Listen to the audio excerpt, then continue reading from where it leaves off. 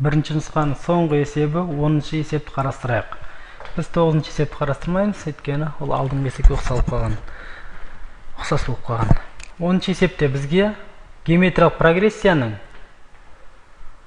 мүшелері берілген, яғни оның алғашқы үшеуінің қосындысы дейді. А3 қосылған А1 қосылған А3, А2 қосылған А3 тең 63 геометриялық прогрессияның алғашқы үшеуінің қосындысы дейді. 63-ке тең. Біз оны алғашқы деп ала салдық. Енді геометриялық прогрессияның кесте құрып алайық.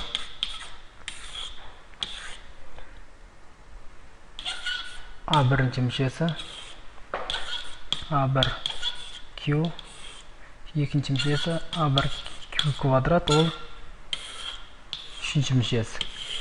Оны қандай әрекеттерде арифметикалық прогрессияға айналатынын қарастырайық.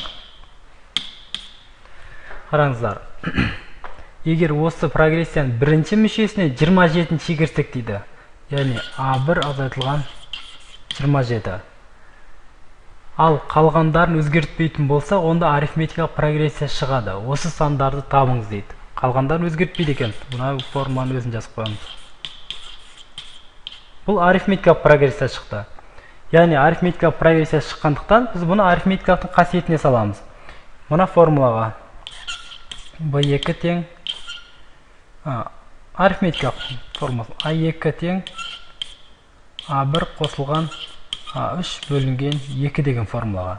Сонда бұл мынандай болған 2А2 тең А1 қосылған А3. А2-міздің орнында бізде қараңда мынандай өрнек тұр. Осыны мына жерге алып кеп қоямыз. Сонда 2 көбейтілген А1Q тең А1-дің орнында мына А1-дің орнында қараңыздар. А1 минус 27 тұр. А1 минус 27. Жақшаны жабамыз. Енді А3-дің орнында А1 Q квадрат. Q квадрат. Өз тұр екен. Бұны жақшаға алмай-ақ қойсақ та болады екен негізінде. Ал бастапқы берілген тағы бір шартты осы жүйенің екінші теңдеуі ретінде жазып қоямыз. А1 плюс А2-ні біз бүйтіп ашып қоямыз. А1 Q плюс А3-ті А1 Q квадрат тең 63 деп жүйе ретінде жазамыз. Енді мына жақшаны ашам, өрнектерді ықшамдап барлығын жазайын. Сонда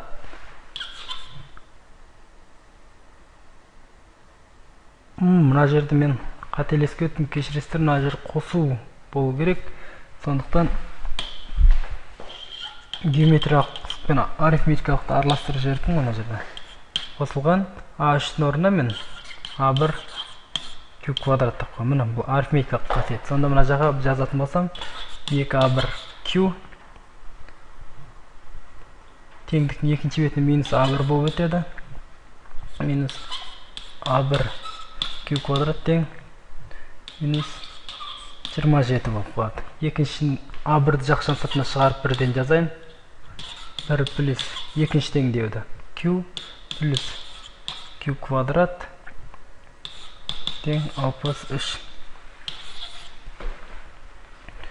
Бірінші теңдеуден де аны жақшаның сыртына шығарам. Минус аны шығарайын, минус А1-ді. Сол кезде Q квадрат минус 2Q плюс 1 тең минус 27 өрнегі қалады. Екіншісінде өзін жазып қоямын. Q квадрат плюс Q плюс 1 тең 63. Енді бұл жерде аларды қысқартып жіберу үшін екі теңдеуді бір-біріне бөлеміз. Бөлген кезде және мына бірінші теңдеуді минустардан құтыласыздар, қараңыздар. Екі жағында минус 1-ге көбейтіп жіберсем плюс болып кетеді. Енді бөлген кезде мынандай болады. Екіншісін біріншісіне бөлемін, өйткені мынау үлкен. А1 Q квадрат плюс Q плюс 1 бөлінген А1 Q квадрат минус 2Q плюс 1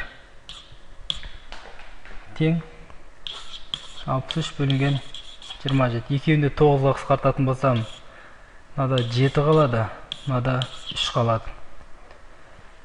пропорцияны пайдаланып мына екеуі қысқарып кетеді. Пропорцияны пайдалансақ 3 мына жаққа көбейтіледі, мына өрнекке 7 мынаған көбейтіледі.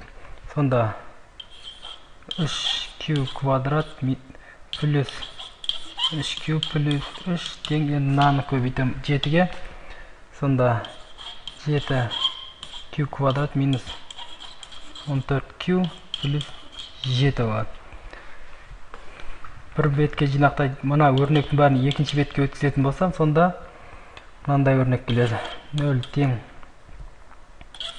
4q квадрат минус 3 мына бетке минус болып өтеді да 14 қосылып кетеді.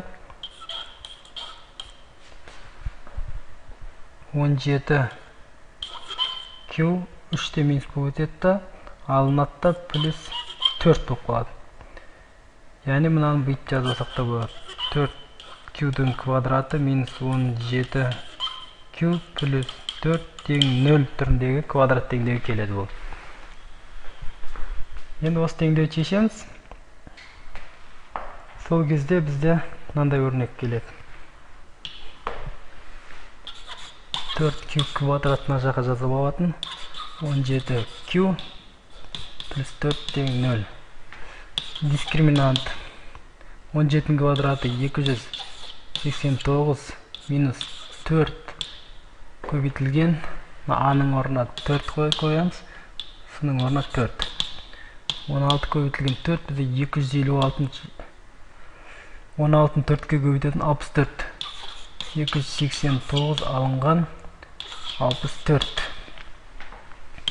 Сонда 289-дан 64 алып тастасақ 9-дан 4 табамыз 5 қалады. 8-ден 6 алып 2, сонда 225 шығады екен. Аз айтқанда. Бұл тең болады 15-тің квадраты. Бұл жақсы келіп жатыр. Енді q тең болады минус плюс 17 минус 15 бөлінген 8. Сонда 2 бөлінген 8 тең 1 бөлінген 4. Q екінші 17 минус плюс 15 бөлінген 8.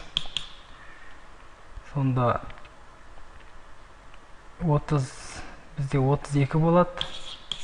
Бөлінген 8 тең 4. Я Q-дің 2 мәні шықты бізде.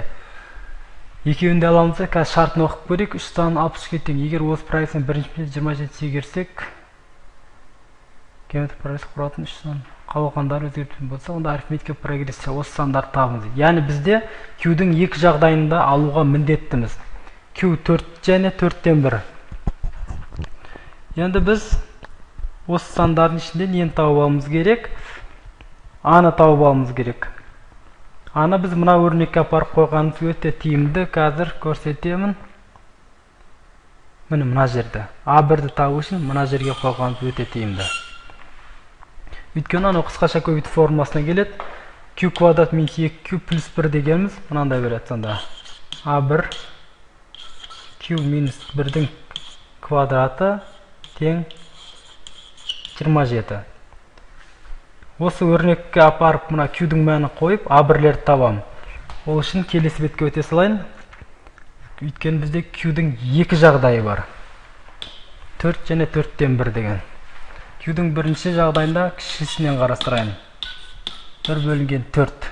Онда осы жағдайды қарастыратын болсақ, А1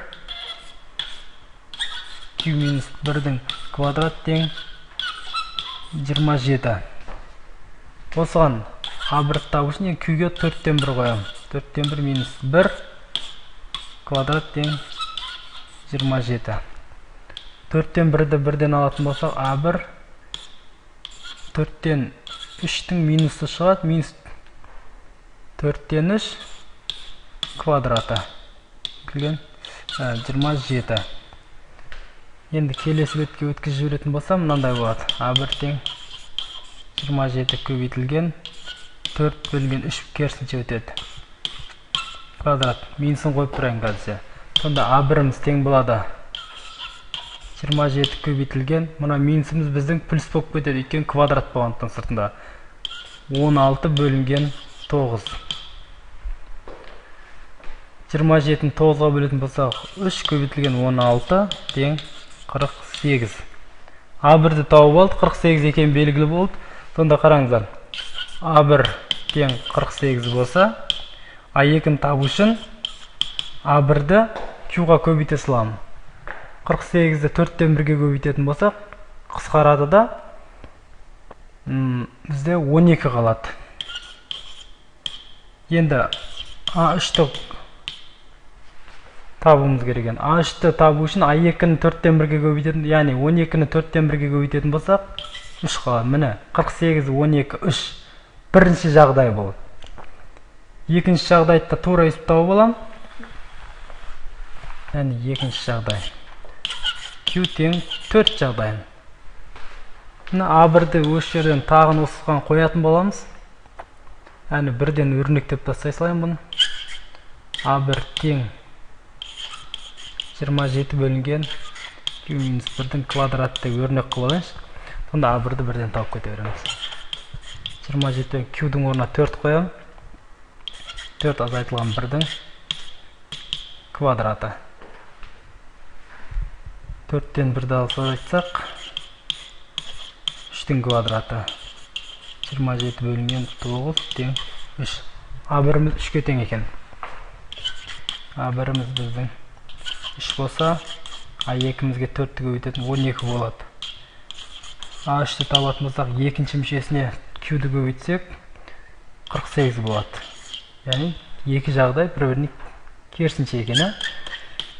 Жауабы сонда бірінші жағдайда бізде 48, 12, 3 болса, екінші жағдай немесе мынандай нәрсе шығуы мүмкін. Екі жауап болады бізде сонда. 3, мынаны 12-ні дұрыстап жазып қояйын. 12, 48. Міне жауаптар шықты.